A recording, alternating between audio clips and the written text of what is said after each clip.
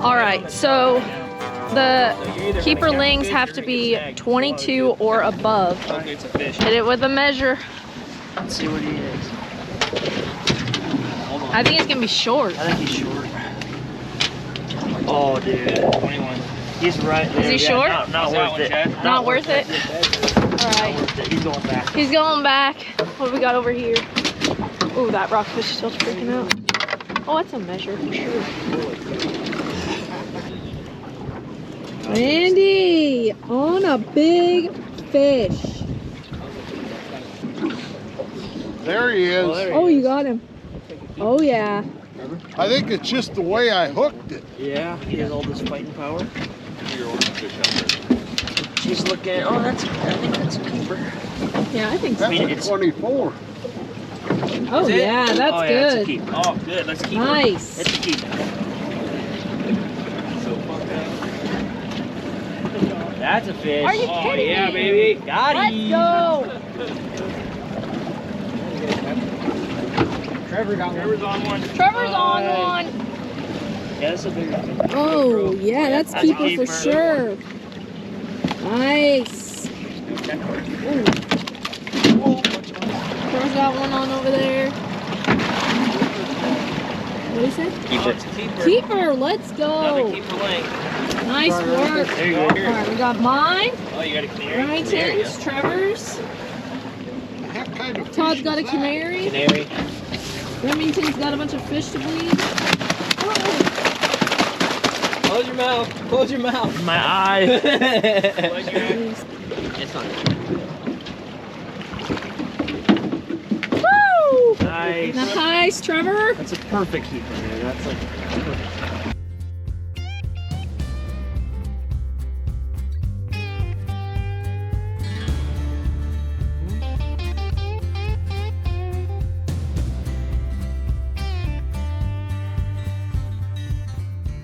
Alright, welcome to the cooking portion of today's video. Today we're making the famous Gordon Ramsay fish and chips. And today we're using ling cod, but he uses rockfish in his video, and then you can also use salmon. I've heard people had used that in the past and it's really good. So Trevor's going to take us through how he makes it because he's always the one that makes this and it's really good.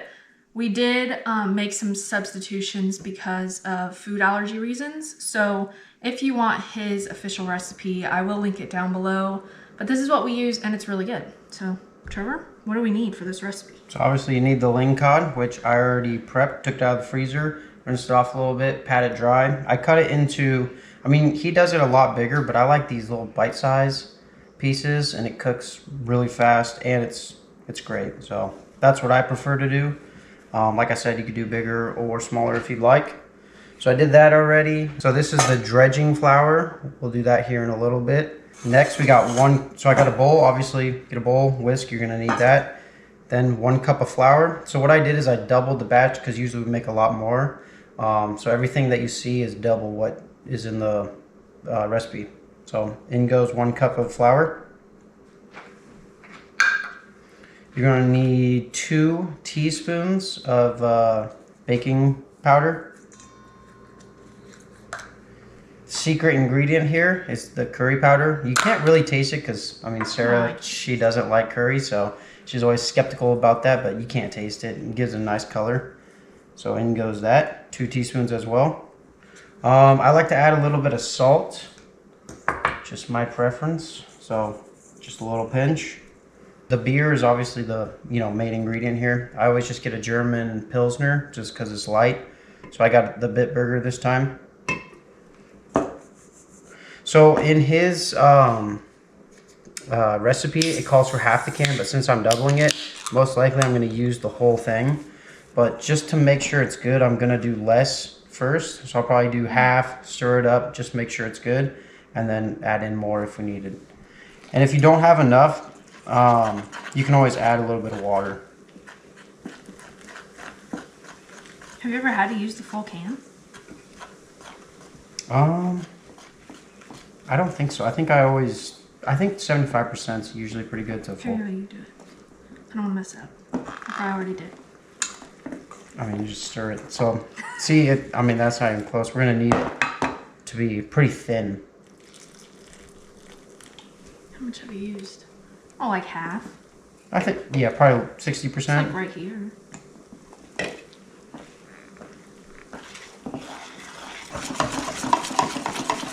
It's looking good, though. It smells good. It smells like beer. It smells like beer. And you don't even like beer. I don't like beer. So, really thin consistency. It's almost... We'll set this aside. So, like Sarah said, I already got the oil going. I put it on medium. Just put a little oil in there. It calls for sunflower oil. You can use vegetable canola oil, whatever you have. Alright, so now we get to the dredging flour. So I just kind of tossed in some flour, not a certain amount. I'm going to add some salt, just a pinch. And I'm going to do a little curry powder. Just kind of eyeball it. Stir it up a little bit. So we're going to go into the dredging flour, pat it off. Typically he just goes like this in the video and in the recipe. I just throw them in there to get them nice and coated. Oh, and then like Sarah said too, we omitted, calls for 2 white eggs. Egg whites. Egg whites, thank you. So usually you just whisk those up and then pour that into the batter as well. But we did omit that part. And it turns out just fine. Alright, so this has been sitting for a couple minutes, as long as it took me to do all this stuff.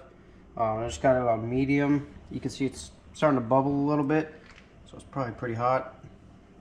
Start throwing them in. Just kind of pat them a little bit.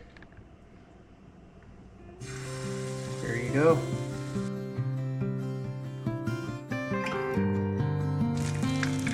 One thing I like about this recipe is that it's so quick and easy, and what we use 3 or 4 ingredients if you include the oil. Yeah. I mean, there's a very minimum amount of ingredients that you need. I mean, the fish is important to have, so that's the most important one, but a lot of these ingredients you have just laying around your house. Probably been maybe 2-3 minutes. I think once most of them start to get like 75% of the way brown, I start to flip them. Oh yeah, look at that. But they're looking pretty good, so I'm gonna take them off. I always put them on a cooling rack, and normally we do a few batches, so we put them in the oven at 1. All right, it's a moment we've all been waiting for. It's taste test time. All right, so I put a little lemon. Personally, I like a little lemon juice on there. I put a little bit more salt. And then, I'm not a fan of tartar sauce, but this beaver tartar sauce, it's actually really good. So, got that on the plate, ready to go.